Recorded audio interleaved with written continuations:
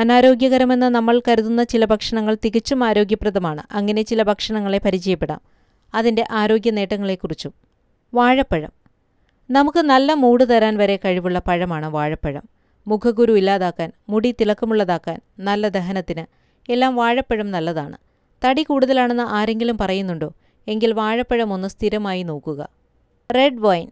Anti ഓക്സിഡൻറ്റുകൾ ധാരാളമുണ്ട് red വൈനിൽ. ത്വക്കിനെ മൃദുലമുള്ളതാക്കാനും തിളക്കമുള്ളതാക്കാനും red വൈനിന് കഴിയും. മിതമായ നിരക്കിൽ കഴിക്കുകയാണെങ്കിൽ ഹൃദയത്തിന് നല്ലതാണ്. മദ്യപാനം ശീലിക്കുന്നതിന് മുൻപ് ഒരു വട്ടം കൂടി ചിന്തിക്കേണ്ടതാണ്. ഉരുളക്കിഴങ്ങ്. മധുരക്കിഴങ്ങിനെപ്പറ്റി നമ്മൾ എപ്പോഴും പറയാറുണ്ട്. എന്നാൽ സാധാരണ കിഴങ്ങിനെപ്പറ്റി ആരും പറയാറില്ല. വൈറ്റമിൻ സി, വൈറ്റമിൻ ബി എന്നിവ ധാരാളമായി അടങ്ങിയിട്ടുണ്ട്.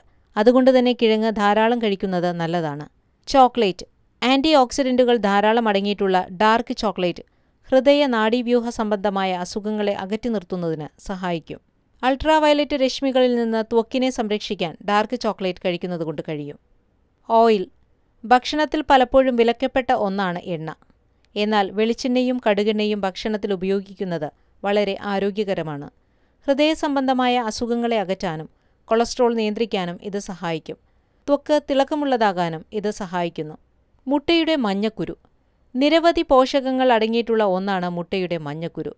വൈറ്റമിൻ ഡി, കാൽസ്യം, ഇരുമ്പ്, vitamin A, vitamin E, vitamin B1, vitamin B3, vitamin B6, vitamin B9, vitamin B12, vitamin K, phosphorus, zinc ഇത്രയും അടങ്ങിയിട്ടുണ്ട് മുട്ടയുടെ മഞ്ഞക്കരുവിൽ.